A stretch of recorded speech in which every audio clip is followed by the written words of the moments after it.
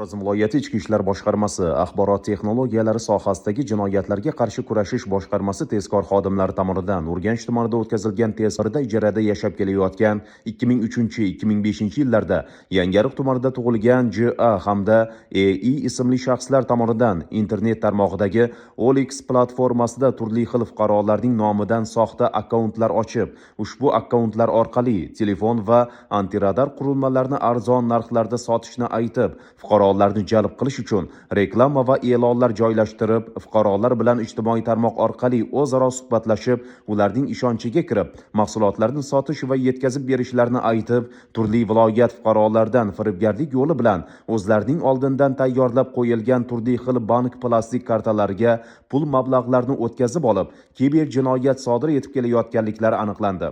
O'tkazilgan tezkor qidiruv tadbirlari davomida shaxslardan jami 9 ta sim karta, 7 ta plastik karta, 3 ta flesh xotira, 9 ta turli xil rusumdagi telefon apparatlari ashyoviy dalil sifatida viloyat Ichki ishlar boshqarmasi ixtiyoriga tekshirib ko'rishlik uchun hujjatlashtirib olindi.